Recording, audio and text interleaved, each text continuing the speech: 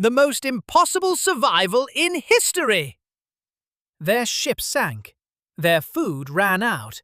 They were 800 miles from civilization in the deadliest ocean on Earth. And not a single man died. So let's back up. In 1914, a man named Ernest Shackleton decided to walk across Antarctica.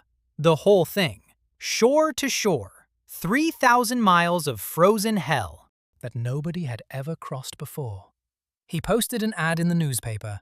Men wanted for a hazardous journey, small wages, bitter cold, long months of complete darkness, constant danger, safe return doubtful. 5,000 men applied. For that, Shackleton picked 27.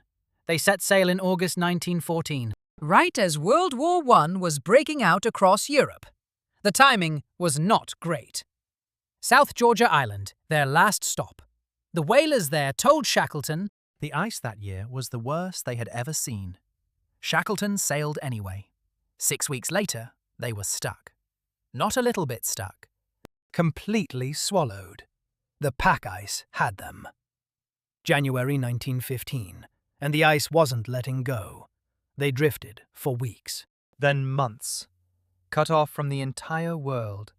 While Europe tore itself apart in the bloodiest war in history, these 27 men were just drifting. No radio, no rescue coming. So Shackleton made it feel normal. He kept the routines going. Morning exercise in minus 30 degrees, card games below deck at night. He threw parties. He put on plays. He organized a soccer tournament. On the ice, they played on the frozen sea. He knew that if morale broke, everything else would break too. So he kept everyone busy. And for a while, it worked. But ice doesn't care about morale. October 1915. The ice started squeezing. Hard. The wooden beams began to crack. The hull started to leak. Shackleton watched his ship dying. He had poured everything into it. 2 years of planning, every penny he had, his entire reputation. Going down with the ship. On November 21st, 1915, the Endurance sank beneath the ice. Gone forever. Shackleton stood on the ice and looked at his 26 men. Shipping stores are gone, so now we'll go home. No big speech, just those words, and a plan. No ship, no food, no rescue. Just the ice, the sea, and 27 stubborn men. They lived on the ice for 5 months. 5 months. Sleeping in tents, eating seal and penguin, watching the food run out, watching the ice start to melt. April 1916. The ice broke open. They launched the lifeboats.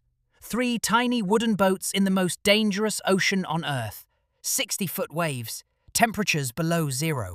Ice forming on the boats and the men. 7 days. On April 15th, 1916, they saw land, Elephant Island.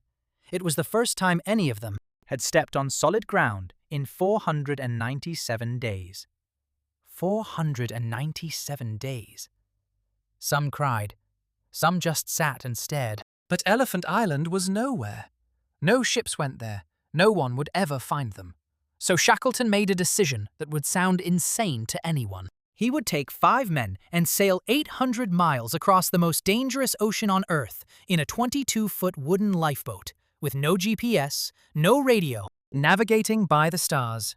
That was the whole plan. April 24, 1916, they launched.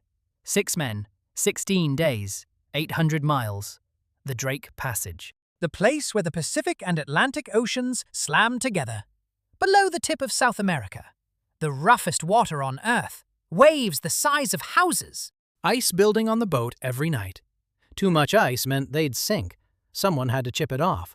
All night. For 16 days they fought. And on May 10th, 1916, they saw South Georgia Island. But they landed on the wrong side. The whaling station was on the north coast, and between them, unmapped mountains no one had crossed. Shackleton crossed them anyway.